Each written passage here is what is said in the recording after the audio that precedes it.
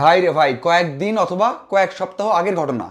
আপনি যদি দেখেন, আমিনুল ইসলাম বুলবুল একটা মিটিং শেষে বলেছিলেন যে আইসিসি ডাবল স্ট্যান্ডার্ড, তারা কোনো ধরনের স্ট্যান্ডার্ড বজায় রাখতে পারে না, এক এক দলের জন্য এক এক রকম।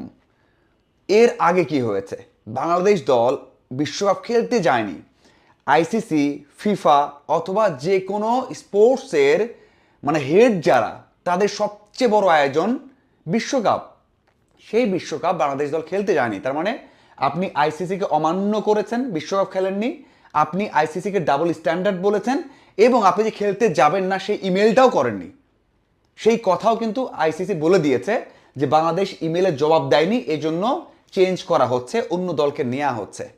এরপর বিভিন্নভাবে চেষ্টা করে আইসিসির সাথে দেখা করে কথা বলে একটা সমাধানে আসা গেছে। কয়টা দিন না যেতেই এখন সেই আইসিসিকে দিয়ে বাংলাদেশের উচ্চ পর্যায়কে, জাতীয় ক্রীড়া পরিষদকে ভয় দেখানো হচ্ছে। এই যে কয়েকদিন আগে ক্লাবগুলো অনাস্থা জানিয়েছে, বলেছে যে এই বোর্ডটা অবৈধ, এবং তার প্রমাণ দিয়েছে বা অনেক অনেক প্রমাণ তুলে ধরেছে। সাথে জেলা ও ক্রীড়া সংস্থা যেটা রয়েছে বা জেলা বিভাগ থেকে যারা রয়েছেন তারা এসেও একটা অনাস্থা দিয়েছে বা লিখিত একটা অভিযোগ জানিয়েছে ক্রীড়া পরিষদের কাছে। সব কিছু ফাইনাল না, ক্রীড়া পরিষদ সব কিছু যাচাই বাছাই করার জন্য একটা তদন্ত কমিটি গঠন করেছে। আর এই তদন্ত কমিটি কেন গঠন করলো সেই জন্য এনএসসির কাছে একটা চিঠি দিয়েছে ক্রিকেট বোর্ড।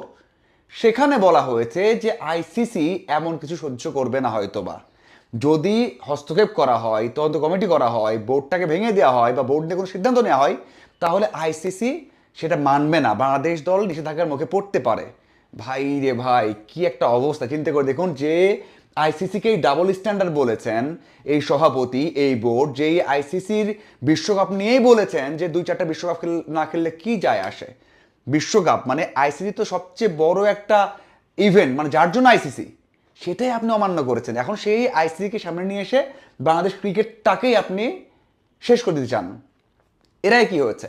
নাজমুল হাসান পাপনকে আপনি সরিয়ে দিয়েছেন, যেটা অযৌক্তিক, নিয়মের বাইরে। আপনি ফারুক আহমেদকে এক রাতে একটা ইমেল করে বা আপনি চিঠি দিয়ে সরিয়ে দিয়েছেন, যেটা একেবারে অযৌক্তিক, একেবারে অযৌক্তিক, নিয়মের পরিপন্থী। এরপর যেভাবে নির্বাচন হয়েছে, আর বিশ্বকাপ খেলেননি, এত অনিয়ম হয়েছে, যে কোনো সময় আইসিসি চাইলেই কিন্তু বাংলাদেশকে এমনিতেই নিষেধাজ্ঞা দিতে পারতো, দিতে পারতো। দেয়নি, দেয়নি।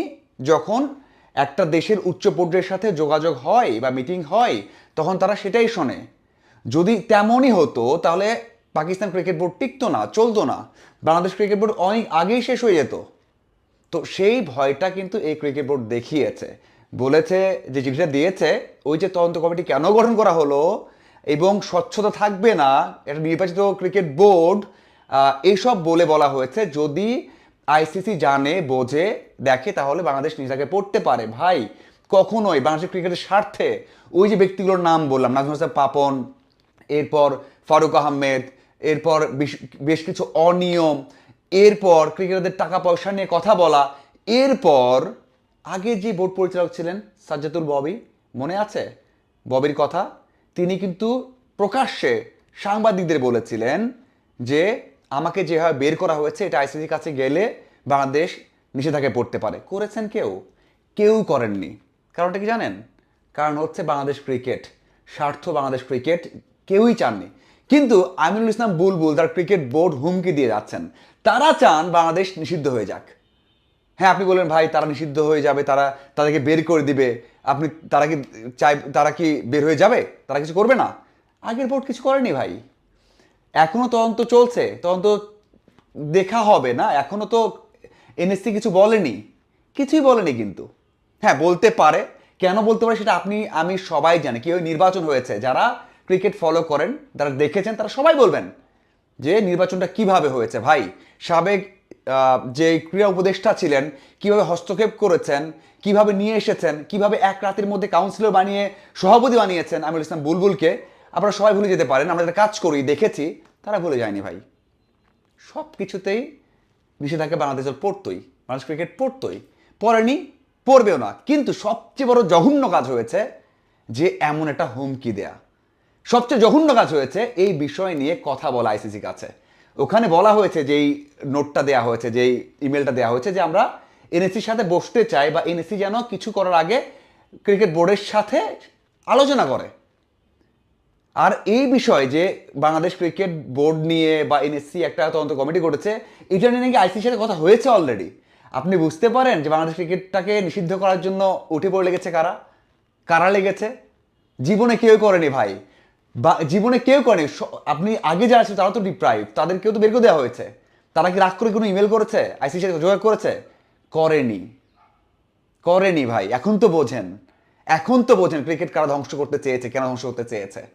একটু বোঝেন এখন, একটু বোঝার সময় এসে গেছে, সময় এসে গেছে। এখনই বলছি না যে ভেঙে যাবে, নতুন কেউ আসবে, কিন্তু যেভাবে এই ইমেলটা পাঠানো হলো, যে অ্যাপ্লিকেশনটা পাঠানো হয়েছে এনএসসির কাছে, এটা বড় একটা মেসেজ আছে।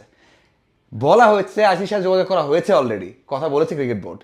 বলা হয়েছে যে একটা ভালো সিদ্ধান্ত নেন যেন কোনো সমস্যা না হয়। বলা হয়েছে যে এই ক্রিকেট বোর্ড নির্বাচিত, কিছু করা যাবে না ভাই, আগেরগুলো নির্বাচিত ছিল। এই হচ্ছে অবস্থা ভাই। সব বাদ দেন, সব বাদ দেন। আগের যাদেরকে বের করে দেওয়া হয়েছে তারা তো কষ্ট পেয়েছে না। সাজ্জাদুল ববি হোক, নাজমুল পাপন হোক, ফারুক আহমেদ হোক, যাকে বের করে দেওয়া, যত ডিরেক্টর ছিল সবাই কষ্ট পেয়েছে। কেউ কি ইমেল করেছে, কেউ কি কথা বলেছে আইসির সাথে? বলেনি। কেন বলেনি? কেন বলেনি? আর এখন কেন বলছেন ভাই? এইটুক প্লিজ বোঝেন আপনারা, তাহলে ক্রিকেটটা আগের অবস্থায় ফিরতে পারে। ফেরেনি। আপনারা অনেকে বলছেন যে ভাই ক্ষতি তো কিছু হয় নাই, ক্ষতি অনেক হয়ে গেছে ভাই। অনেকে বলছেন যে অস্ট্রেলিয়ার সাথে বাংলাদেশ সিরিজ খেলবে, ভাই এই সিরিজ 2 বছরে ঠিক হয়ে আছে।